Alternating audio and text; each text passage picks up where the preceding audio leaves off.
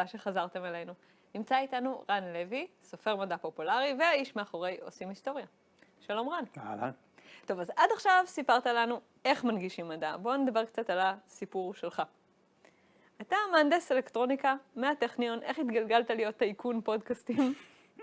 אז נכון, אני למדתי פה הנדסת חשמל בטכניון לא רחוק, ומגיל צעיר חיידק כתיבה, אני מגיע מעולם הכתיבה, פודקאסטים זה תחום מאוד חדש, הוא רק התחיל ב-2003 כזה, אז תמיד כתבתי סיפורים קצרים, מדע בדיוני וכדומה. כשהייתי בטכניון הצטרפתי לעיתון הסטודנטים, קולי, בתור כתב, וכתבתי כתבות, צבע ורעיונות, אבל בשלב מסוים באתי לעורך ואמרתי לו, אני רוצה לעשות טור מדעי להסביר לקהל.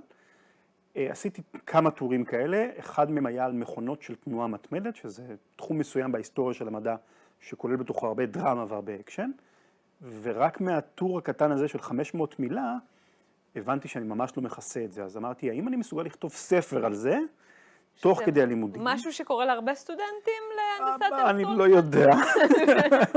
זה לא היה לי הרבה זמן בתואר, אבל הצלחתי. אז תוך כדי התואר כתבתי את הספר, סיימתי אותו בערך 2 אחרי התואר. רגע, זה הספר הזה. פרפטום מובילה, נכון. והוא יצא לאוויר העולם, אבל לצערי לא הייתה הצלחה. העולם לא התעלף מהספר שעלה למדפים. וחיפשתי אחרי שהוא בעצם יצא, אמרתי, אז אולי כתיבה זה לאו דווקא המדיה הנכונה היום בעידן המודרני שלנו. וכמאזין פודקאסטים נורא התחברתי למדיה הזו, ונכנסתי, טבלתי את הרגל במים, קצת עם פודקאסט קטן על משחקי מחשב דווקא, ואחרי מספר חודשים אמרתי, אוקיי, אני רוצה לשחזר את מה שעשיתי בכתיבה שלי, מדע, טכנולוגיה, בעושים היסטוריה. להפתעתי הרבה זה תפס משום מה, אני לא יודע איך קרה הנס הזה, באינטרנט זה קורה מדי פעם שמישהו מספר למישהו. ואחרי משהו כמו 5-6 שנים שהתוכנית צמחה וצמחה וצמחה, החלטתי שאני צריך להחליט מה אני רוצה לעשות שאני אהיה גדול. כי בעצם עד אז עבדת. עבדתי בחברות טכנולוגיה שונות ומשונות, כמהנדס אלקטרוניקה לכל דבר. ולפני 6 שנים בערך עזבתי את העבודה, הקמתי עסק של בעצם הפקת פודקאסטים מעבר לעושים היסטוריה. והיום אנחנו חברה שיש לה כבר קרוב ל-30 או 40 פודקאסטים. חלקם מדע וטכנולוגיה, אבל חלקם גם ממש בתחומים שונים ומגוונים. מהפכה דרמטית שאני, אם היית שואלת אותי, לא הייתי מאמין לסיפור הזה, זה לא נשמע אמיתי. זה באמת סיפור מאוד מאוד מעניין. אבל בעצם, אז יש לך המון ניסיון, גם בכתיבה באמת של ספרים, גם כמרצה מול קהל חי, וגם באמת מין קריין נטול גוף קצת. זהו, אני חושב שאולי הסיבה של ההצלחה היא דווקא מכיוון שאני לא מגיע מעולם התקשורת. זאת אומרת, היום בדיעבד אני יודע שרדיו רגיל, מיינסטרים, רשת ב', גלי צה"ל וכדומה, יש להם הלך מחשבה מאוד שונה מזה של פודקאסטים. אין מקום להעמקה כמו שהמדיה של הפודקאסטים נותנת לנו. לי כשדרן רדיו לא היה שום ניסיון, אבל זה משהו שאם אתה יודע לדבר בצורה סבירה, אתה יכול להתגבר עליו. אבל הייתה לי את היכולת לכתוב טוב. אז יכולתי לכתוב תסריטים ארוכים ומפורטים, וזה אני חושב העוצמה של פשוט להעביר אותם לפודקאסט, זה היה תהליך טכני.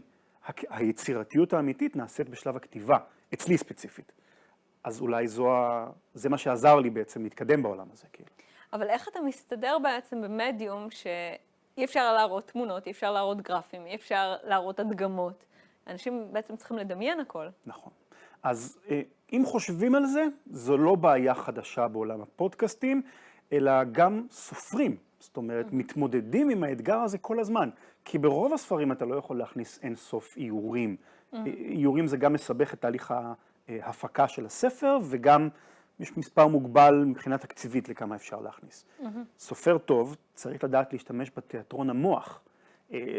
זה מושג שהוא ידוע עוד מימי יוון העתיקה. זאת אומרת, הסופרים והכותבים יודעים לבנות על הידע שכבר קיים במוחו של בן אדם, כדי להציג דברים להקרין במרכאות בתוך מוחו.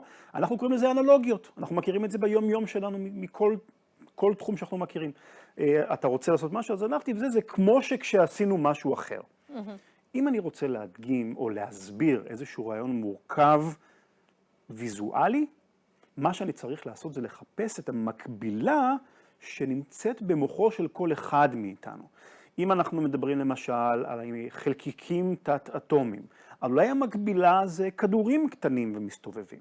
אם אני רוצה לדבר על חלבונים, למשל, האדם הממוצע, כשאתה אומר לו חלבון, אין לו תמונה בראש של מה זה חלבון, הרי הוא מעולם לא ראה אותו במו עיניו. אבל שרשרת של חרוזים זה משהו שהוא כנראה ראה. כל מה שאני צריך לעשות זה לתת לו את האנלוגיה לשרשרת חרוזים, ולהשלים באופן כלשהו את הפער, די לדבר על הדברים החשובים. זה יכול להיות חרוזים צבעוניים, במקרה של חלבונים שעסוקים מחומצות אמינות שונות. אז הנה ההקבלה שכל אחד יכול לציין בראש. זה כמובן לא נותן את מלוא המידע כמו שייתן לך איור טוב, אבל זה מספיק טוב בשביל שתבין את הרעיונות המרכזיים. כוחו של הדמיון פה הוא אדיר. יותר טוב אפילו מלצייר על הלוח דברים מסוימים, אם יש את האופציה הזאת. מעניין. אז בעצם כל מה שאתה עושה לא היה אפשרי, בטח לא לעזוב את העבודה שלך, לא היה אפשרי לו להרבה מאוד אנשים היו רוצים לשמוע אותך, והרבה מאוד מפרסמים היו רוצים לספר דברים לאנשים האלה שרוצים לשמוע אותך. אז איך הגעת לקהל הזה? איך צוברים קהל? באינטרנט יש לך, אני חושב, שני דרכים עיקריות לצבור קהל. אחד זה להתפוצץ בצורה ויראלית, כי אולי עשית משהו קונטרוברסלי, נכון? הצלחת לעצור פיגוע, או שאמרת איזה שטות ואתה מתפוצץ מהר מאוד. זה לא המצב בפודקאסטים. פודקאסטים זה לא מדיה ויראלית, זה לא סרטון יוטיוב של חתול מנגן על פסנתר, שכולם מעבירים מאחד לשני. ניסית פעם לעשות פודקאסט עם חתול שמנגן על פסנתר? אם אני אמצא חתול מספיק אינטליגנטי, אני אנסה. אז אין ברירה בעצם. בפודקאסטים זה מדיה אחרת שהיא יותר דומה לעולם הסרטים ולעולם הספרים. זאת אומרת, שם אתה צריך לעבוד בעיקר על מפה לאוזן. אתה צריך לעשות עבודה מספיק טובה, שהאדם שמאזין לך לא תהיה לו ברירה כמעט, אלא לרוץ ולספר לחבר'ה על הספר הטוב שהוא קרא האחרונה, על הסרט המדהים שכולם חייבים לראות, או על הפודקאסט. זה מקשה את החיים, כי צריך לעשות עבודה מאוד מאוד טובה בעולם שאנחנו מוקפים בתכנים טובים, ממש קשה להתעלות מעל סף הרעש שירצו לדבר איתך. אבל לשמחתי, אנחנו כבר בישראל של 2021 שאנחנו מקליטים את השיחה הזאת, כבר היום יש בישראל 30 או 40 פודקאסטים שהם מאוד מצליחים בתחומים שונים ומשונים. אז מתוך 1,000 או 2,000 פודקאסטים, 30-40 מצליחים לעשות עבודה מספיק טובה. זה טבעה של המדיה, לטוב ולרע. טוב, שכנעת אותי. גם אני רוצה להיות מנגישת מדע, מה אני צריכה לעשות או לדעת? יש המון דרכים להנגיש מדע. אני חושב שהמפתח לכל אחת להצלחה בתחום הזה היא לקבל ביקורת ולחבק את הביקורת. אף אחד לא מתחיל כסופר מעולה, לא כבמאי קולנוע מעולה ולא כפודקאסטר מעולה או בלוגר מעולה. אתה תמיד מתחיל גרוע. סטיבן קינג אמר, אני חושב שבצדק, שטיוטה ראשונה של כל דבר היא חרא, כן? היא מותר להשתמש במילה הזאת. אז אנחנו צריכים לקחת בחשבון שאנחנו לא טובים בהתחלה. לא לפחד מהביקורת. לבקש את הביקורת, ואם מישהו נותן לך ביקורת, אתה צריך לזכור שזה יקר ערך. כי הסטטיסטיקה שככה לא רשמית שאני אספתי עם הזמן, זה שאולי אחד מ100 אנשים יהיה לו מספיק אכפת ממך, בשביל לשלוח לך מייל שאומר מה לא עשית בסדר, או לספר לך, תשמע, עשית פה משהו ושעממת אותי. האחד הזה, שאמר לך את זה, מסתיר מאחוריו 100 אנשים אחרים שחושבים כנראה מאוד דומה למה שהוא חושב. תפתח אור של פיל, ואם אין לך אור של פיל, אולי אתה לא במקצוע הנכון, אם אתה יכול לקנות, אבל תפתח את זה, ולא להיעלב מביקורת, אלא נהפוך הוא. אמרת לי שמה שעשיתי היה גרוע ולא טוב, תספר לי למה. מה לא אהבת? איפה פספסת אותי? זה לפעמים לוקח זמן להפנים את זה. וגם אתה בהתחלה תגיד, אני לא מסכים עם הביקורת הזאת. אבל, אחרי שאתה קיבלת פעמיים, 3, 4 פעמים את אותה הביקורת, אתה מתחיל להפנים שכנראה אנשים צודקים. רק תקשיב להם. אל תיכנס למגננה. זה המפתח להיות, כעבור זמן, מנגיש טוב של מדע, ואולי בכל מקצוע, אני חושב. וואלה.